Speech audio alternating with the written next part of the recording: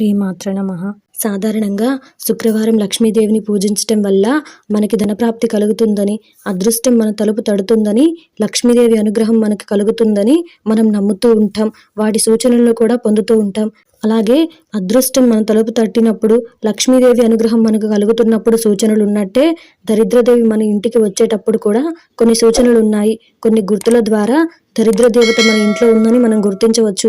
అవి ఏంటి, మరి ఎలా మనం గుర్తించాలి అనే వాటిని గురించి ఈ వీడియోలో వివరంగా తెలుసుకుందాం. అంతకంటే ముందు ఈ వీడియో కనుక మీకు నచ్చినట్టయితే లైక్ చేయండి, షేర్ చేయండి. అలాగే మరెన్నో ఇలాంటి ఆధ్యాత్మిక విషయాల కోసం మన ఛానల్ని సబ్స్క్రైబ్ చేసుకోండి. ఇక విషయంలోకి వెళ్తే, మన ఇంట్లో దరిద్ర దేవత కొలువుందా లేదా, ఉంటే మనకి కనిపించే ప్రభావాలేంటి, ఆవిడ వచ్చే ముందు మనకి అందే సూచనలేంటి, వీటన్నిటిని గురించి తెలుసుకునే ముందు అసలు దరిద్ర దేవత అంటే ఎవరు, ఆవిడని గురించిన పూర్తి వివరాలను ఇప్పుడు తెలుసుకుందాం. దరిద్ర దేవత అంటే జ్యేష్ఠాదేవి. ఈవిడ లక్ష్మీదేవికి అక్కవుతుంది. పురాణాల ప్రకారం క్షీరసాగర మదనం జరిగేటప్పుడు ముందుగా జ్యేష్ఠాదేవి బయటపడింది.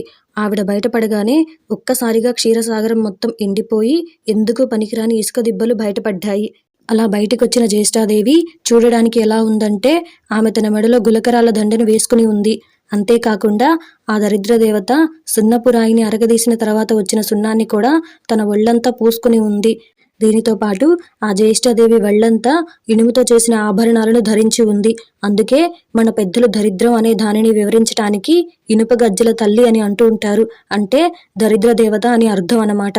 మరి అలాంటి దరిద్ర దేవత లేదంటే జ్యేష్ఠాదేవి మన ఇంట్లో వచ్చేటప్పుడు లేదా మన ఇంట్లో కొలువుంటే మనకి అందే ప్రభావం ఏంటో, సూచనలు ఏంటో ఇప్పుడు తెలుసుకుందాం. ఆ సూచనలలో మొదటిగా, మన ఇంట్లో మొక్కలు పెరగవు. ఆఖరికి తులసి మొక్కను పెంచుకోవాలనుకున్నప్పటికీ కూడా ఆ తులసి మొక్క పెరగదు. ఎన్నిసార్లు మీరు నాటుతున్నా కూడా ఆ తులసి మొక్క ఎండిపోతూ ఉంటుంది. ఇది దరిద్రానికి చిహ్నంగా కూడా మనం భావించవచ్చు. అలాగే ఇంట్లో నుంచి ఎక్కువగా చెదపురుగులు వస్తుంటాయి.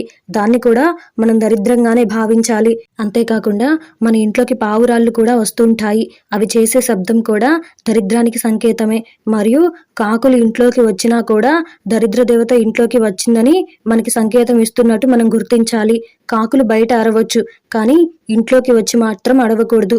అలా అరిస్తే అది దరిద్ర దేవత ఇంట్లో అడుగు పెట్టబోతుంది అన్నదానికి సంకేతంగా మనం గుర్తించాలి. అంతేకాకుండా పిల్లి కూడా ఇంట్లో అరవకూడదు. అలా అరిచినట్లయితే మన ఇంట్లో దరిద్ర దేవత కొలువు ఉందని అర్థం.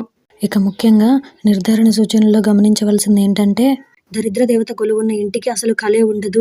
ఆ ఇంట్లో వాళ్ళు ఏ పని చేస్తున్నా కూడా అన్నింటిలోనూ అడ్డంకులే ఎదురవుతాయి. ఎన్నిసార్లు చేస్తున్నా, ఎన్నిసార్లు ఆ పనిని ప్రారంభించాలని చూస్తున్నప్పటికీ అవి మీకు పూర్తవక అన్నింటిలోనూ అవరోధాలు, అడ్డంకులు ఖాయం. ఈ సంకేతాలు గనక మీకు కనిపిస్తున్నట్లయితే మీ ఇంట్లో ఖచ్చితంగా దరిద్ర దేవత కొలువుందని మనం అర్థం చేసుకోవాలి. ఇక ఇప్పుడు ఆ దరిద్ర దేవత బారి నుండి, ఆవిడ ప్రభావం నుంచి తప్పించుకోవడానికి మనం చేయవలసిన పరిణామాలేంటో తెలుసుకుందాం. దరిద్ర దేవత ప్రభావం నుంచి తప్పించుకోవడానికి శివానుగ్రహం గొప్ప మార్గం. అది గొప్ప వరంగా కూడా మనకి పనిచేస్తుంది. ఇక మనం శివానుగ్రహం పొందడానికి చేయవలసింది ఏంటంటే, శివుడిని పూజిస్తే ఖచ్చితంగా సకల దేవతల అనుగ్రహం లభిస్తుంది. ఎవరైతే శివుడిని భక్తి శ్రద్ధలతో ఆరాధిస్తారో వారికి సకల దేవతల, సకల నక్షత్రాల, సకల అధిష్టాల అనుగ్రహం కలుగుతుంది.